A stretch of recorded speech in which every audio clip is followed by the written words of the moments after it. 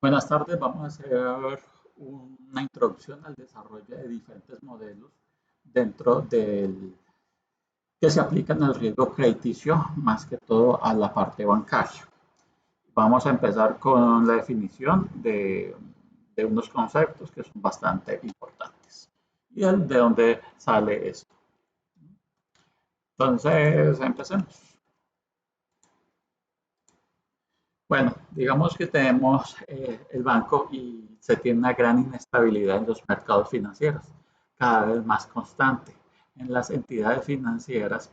Por eso se debe recurrir a la elaboración de modelos predictivos y depender menos de la información de las centrales de riesgo. Para ello se han estandarizado metodologías propias, tales como el Acuerdo de Capital Basilea número 2.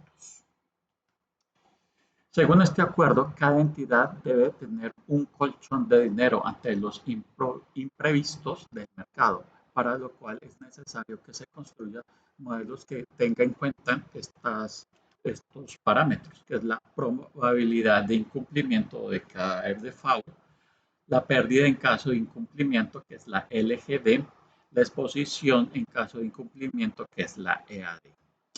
Por eso es imperativo que exista confianza en el sector financiero y en el sector bancario para que los bancos puedan realizar eh, créditos con tarjeta de crédito, hipotecas, que al final salen de los aportes que hacen sus clientes y a los cuales pues tienen confianza en el sector financiero.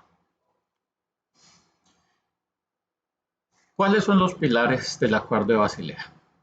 Tenemos tres pilares fundamentales, que es el requisito mínimo de capital, el proceso de revisión de un supervisor o un ente supervisor, eh, la disciplina del mercado, que tiene que ver con la divulgación pública de sus resultados. Aquí nos vamos a centrar en el pilar número 1, que es el acuerdo de capital de Basilea, que da derecho a los bancos a calcular su capital de riesgo crediticio de dos maneras. Y esas dos maneras son el enfoque estandarizado y el enfoque basado en calificaciones internas IRB. Y según el método estandarizado, los bancos deben utilizar las calificaciones de agencias de calificación crediticia externas para cuantificar el capital requerido para hacer este colchón, esta amortización. El capital propósito y estrategia del Comité Basilea es ofrecer incentivos de capital a bancos que se basan en un enfoque de supervisión a un enfoque basado en calificaciones internas de mejores prácticas. El enfoque basado en calificaciones internas IRB permite a los bancos desarrollar y utilizar sus propias calificaciones, sus propios datos de riesgo en diferente manera o diferentes grados. El informe IRB se basa en los cuatro parámetros que habíamos mencionado. Primero con todo, la probabilidad de incumplimiento, que es la PD, que se las puedo decir que es la probabilidad de que un préstamo no sea reembolsado y por lo tanto caiga en un incumplimiento en los próximos 12 meses. Dos, la pérdida en caso de incumplimiento, que es la LGD, que es la pérdida económica estimada expuesta con un porcentaje de exposición en la que se incurrirá si un deudor entra en un incumplimiento. En otras palabras, la LGD es igual a 1 menos la tasa de recuperación. Y tercero, exposición en caso de incumplimiento, que es la EAD, que es una medida de exposición monetaria en caso de que el deudor incurra en un incumplimiento. Cuarto, tenemos el vencimiento M o N también, que es el periodo de tiempo hasta la fecha de pago final de un préstamo u otro instrumento financiero. La diferencia, digamos, entre los dos enfoques es principalmente el grado de los que se puedan calcular esos cuatro parámetros. En el enfoque básico, solo la PD puede calcularse internamente bajo la revisión de un ente supervisor. Los valores LGD, EAD son fijos y se basan en los valores que les da este ente, ¿no? Para el parámetro final se asume un vencimiento promedio de 2.5 años para la cartera. En el método IBR y RB sí se calculan los cuatro parámetros y debe ser calculado por el banco y está sujeto también a una supervisión. Si queremos ser un poco más estrictos, podemos utilizar otro mecanismo que es el AIRB.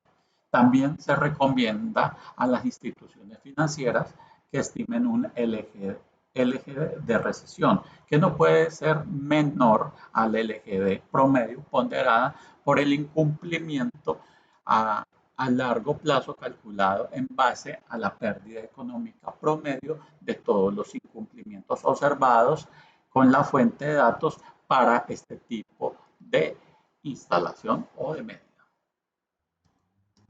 En este slide vamos a mostrar el concepto de pérdida esperada. Digamos que las instituciones financieras esperan que cierta cantidad de préstamos otorgados pues presenten algún tipo de mora. Para tener en cuenta, pero lo que sucede es que ellos no pueden identificar de antemano qué préstamos van a incumplir. Para tener en cuenta este riesgo, se incluye el valor de pérdida esperada en los productos que se ofrecen. La pérdida esperada o EL se puede definir como la pérdida media esperada durante un periodo de 12 meses, a partir del cual se formula una tasa de prima básica. Los controladores regulares asumen que las organizaciones cubrirán mediante provisiones para préstamos o sea, que no se pueden cobrar. Los consumidores van a experimentar que estas provisiones de pérdida esperada en forma de tasas de interés que las organizaciones cobran en sus productos crediticios. Para calcular el valor de la pérdida esperada, se utiliza la multiplicación de la LGD estimada, la exposición actual, y si la entidad entrará en incumplimientos. Por ejemplo, tenemos que si tenemos una PD del 2%, una LGD del 40% y una EAD de $10,000, eso como lo quieran ver, entonces la EL va a ser igual a 80. Vamos a terminar acá. El siguiente video va a ser el paso que es la limpieza de los datos y lo que tenemos que tener en cuenta.